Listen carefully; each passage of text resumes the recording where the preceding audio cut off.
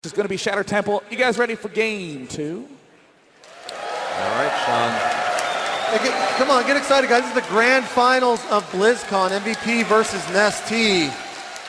Make some noise, ladies and gentlemen, because the match is now loading. Nestea 2 games away from winning the entire tournament. MVP 1 game away from resetting the series. And here we go, Sean. Not close by ground. This is actually the best possible stuff, but it is going to be close by air. Now, who would you think this is going to favor? Is it going to favor MVP with the drops or Nestea with the easy access into MVP's main? It's all going to come down to what strategy Nestea wants to use, Infestor-based or Mutalisk-based. In the north position, we have the best Terran player in the world, currently 1 game away from pushing this to another best of 3. It is IM's MVP. And over here in the east, as the red Zerg, if he can come back and win this, he's still got 1 more game to win BlizzCon 2011 from Team IM. It is Nestea.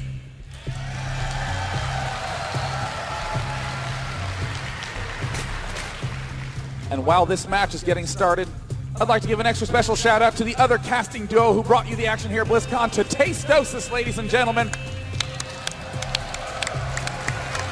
for all their charm and wit and dashing good looks. Thank you. All right, so is Nestea going to be going for that hatch first, Sean?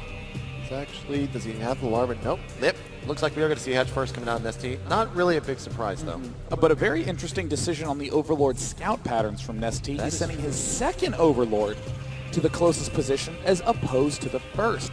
At this point in time, MVP is going to assume my opponent must not be at the right spot because that Overlord has not arrived yet. This guarantees Nestea the opportunity to plant down hatchery number 1.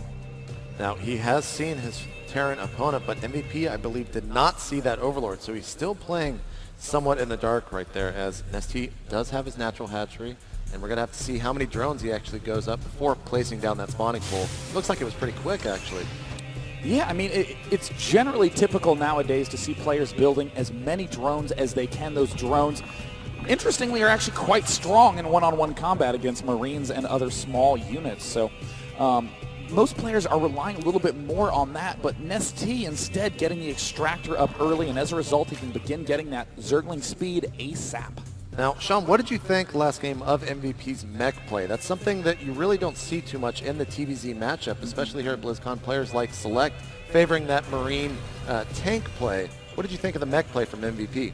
I absolutely thought it was a brilliantly executed mech play. Mech, on average, very, very strong, much stronger in direct confrontations than many infantry compositions. But the real problem you have with mech is that it is so immobile. The siege tanks have to latch themselves to the ground, cannot move when they are in their best attacking state. Thors are so slow, but MVP was able to turn that on its head by building so many Thors pushed with almost no tanks, and managed to do a very, very early attack timing that caught Nestea off guard. I'm really interested to see if he'll favor that again, as these players are fairly close. Looks like MVP will be opening up with the reactored Hellions like we saw last game. Now, is he going to be going and getting the blue flame upgrade? We'll have to kind of wait and see. Should be seeing another command center. There it is, actually just north of the factory and the racks. And we see these 2 Marines moving out, once again trying to catch an Overlord, but it looks like they're going to be saving this SCV at the moment. Yeah, I mean, this is a great, great way to open up in this matchup. 2 Marines going straight for the Hellions. You get such control. Tech Lab planted at the barracks. We still don't really know what MVP's transition is going to be, whether he'll be favoring many Marines, many Marauders, perhaps getting up a very, very early tank. We're seeing, oh, there's 2 more Hellions, and look at this, JP. Yet another fast Roach Warren from Nestea. Uh-oh, but he is actually droned up pretty big at the natural hatchery, so won't be going for a 2-base all-in, at least right now he won't. But here come the 2 Hellions from MVP. They do meet the Queen, getting him off free for just a couple of seconds.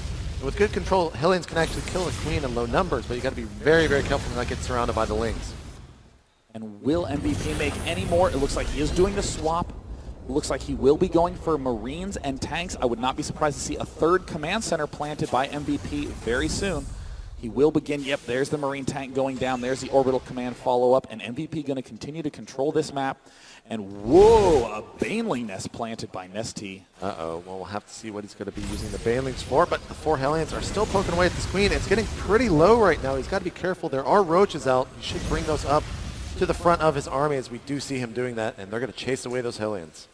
2 more barracks planting for MVP. He'll be getting tech labs on those and begin getting all those essential upgrades. Second orbital command is done, but MVP is not ready to move out quite yet.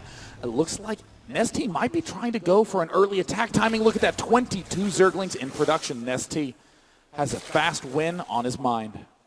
Now the Hellions are trying to find the best point of entry. Oh, but he catches some of the Lings off in the open field. He's chasing them down. I'm not sure if he's going to be able to catch up, though. They do have that metabolic boost upgrade, Sean. That's exactly what he wants to do, is to try to keep those Zergling numbers low. And oh, this could be a huge missed up from MVP. The Banelings are getting morphed. MVP needs to not lift up those supply depots.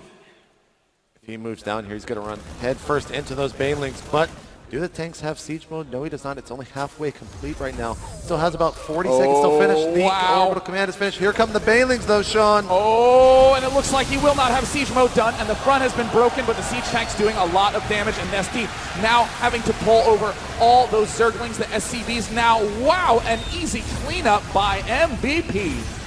And there are still some units coming across, but MVP holding that without losing all that much. Only those 2 supply depots. Now he's going to take his natural pretty easily. We see that Nestea is preparing to take a third, taking out those destructible rocks, but MVP is actually pushing cross map, Sean. A really bold play by MVP, and why he is the best timing attack player you will ever see. He's moving out not because anything special happened on his end, but because he knows that Zerg is going to have a hard time defending anything after an attack like that. This is something that he did to Sin earlier today, but here comes Nestea trying to get him with his Lings, and he does before the siege tanks get into siege mode. One of the siege tanks is down, but the other will still remain in. Nestea might just lose here, Sean. He does have a lot of things popping out. Are they going to be out in time, Sean? A completely different MVP attended this finals. He is ready to bring it to set number 2. Just needs to continue to press on forward. But Nestea has such incredible precise defense. It still may be enough on Nestea's end. He gets one of the Queens. Now Nestea looks like he's just kind of misrallied there as the forces are stumbling in ever so slowly. The siege tank is still alive. 17 HP. There's the mule landing. He's going to use that to repair that siege tank. I can't keep this up, Sean. JP, I think we might get the chance to see these 2 players play in another best of 3. The siege tank continuing to advance forward. The third has not even been started by Nestea. Back home in MVP's base, Marines tanks continuing to be rallied. The third expansion hardly. Here come the drones, Sean. This is it. Can Nestea take out MVP's forces, pulling back the drones? He does not have enough roaches. I think we may be going to the next set. And it looks like repairing that one as best as he can. The drones coming into the siege tank. The Marines continuing to micro backwards. Can he keep the siege tank alive? GG, we're going to another set, Sean. MVP pulling it back with a 2-0 dominating performance, answering Nestea's crushing 2-0 in the winner's bracket final with a 2-0 of his own. Wow. I am kind of speechless right now. I'm not even sure if they have to go and choose new maps or how this actual process is going to work, Sean. I'm just so happy. My gosh, we get to cast 2 more games between these 2 players. At least 2 more games. And I mean, think about the incredible contrast between the first set they played and this one. In the first set, we saw a straight-up nice win by Nestea, and then we saw an all-in by Nestea to win.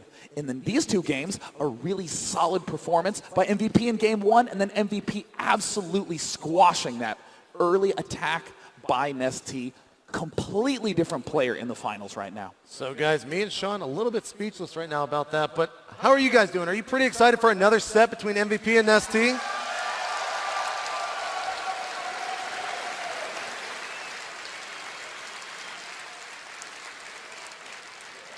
The game Genie Terran, Sean. He's pulling it back. We're going to another set, man. Yeah, the players are now going to have to redo the entire map selection process. Players get the chance to downvote a map each in the map set of 5. Then the game is played on the remaining 3 maps. That first set, as you note, began with Antigua Shipyard and went on to Shattered Temple. And I'm kind of curious, what map you probably want to be going for in that map set. I mean, Xel'Naga Caverns almost certainly the map that will be downvoted by Nestea going into this set number 2. Yeah, looking at the last sheet that we were given for this, it was Xel'Naga Caverns and Abyssal Caverns. Yeah. Doesn't like to play in the cavernous areas, which makes sense. So we would go to a third map of Shakuris if Nestea was able to win that. And this is pretty similar to what we saw, I believe, in the first set between them. Shakuris was the first map. Shadow Temple was the second. Yeah, in this tournament, with that one downvote map rule, the players have been able to sort of manipulate that to their advantage. Abyssal Caverns is one of the latter maps that is not really played too much in many leagues, but in this tournament, we're seeing some of the league players downvote that, and more of the latter players forcing that to be in that pool again. But I think with these players having that GSL history, they're probably going to play on the exact same set, but perhaps in a slightly different order. Yeah, I would pretty much agree. It looks like our admins are getting the new map, Sean, so just a little bit longer, and then we'll be getting this next series started. The grand finals of BlizzCon 2011. And of course, how are the Nestea fans doing tonight?